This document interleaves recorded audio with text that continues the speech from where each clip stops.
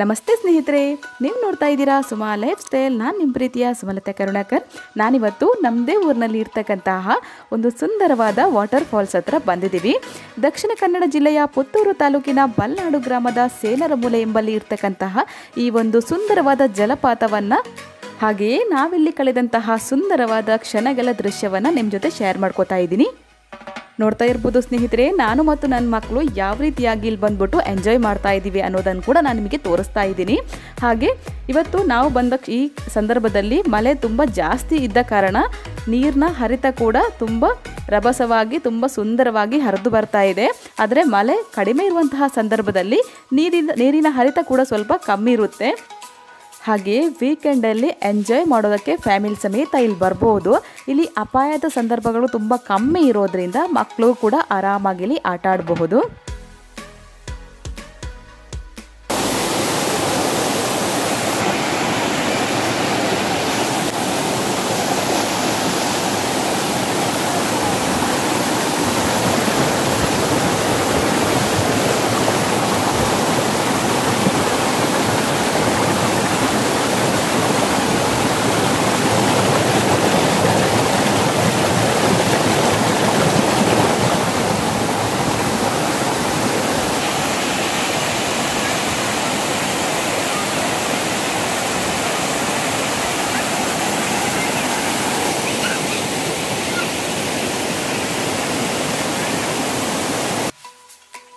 ಅಷ್ಟೇ ಅಲ್ಲದೆ ಇತ್ತೀಚಿನ ದಿನಗಳಲ್ಲಿ ಈ ಜಲಪಾತದ ವಿಡಿಯೋ ಅಂತೂ ಸಖತ್ತಾಗಿ ವೈರಲ್ ಆಗ್ತಾ ಇದೆ.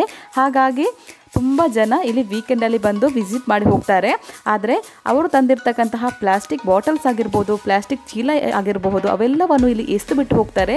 ಆದರೆ ನಾವಿಲ್ಲಿ ಒಂದು ತಿಳ್ಕೊಳ್ಬೇಕು ಸ್ನೇಹಿತರೆ, ನಮ್ಮಂತೆಯೇ ಇನ್ನೂ ಹಲವಾರು ಜನ ಇಲ್ಲಿ ಬಂದ್ಬಿಟ್ಟು ವಿಸಿಟ್ ಮಾಡೋರಿದ್ದಾರೆ. ಈ ಪ್ರಕೃತಿಯ ಸೌಂದರ್ಯದ ಸೊಬಗನ್ನು ಸವಿಯೋದಕ್ಕೆ ಬರೋರಿದ್ದಾರೆ.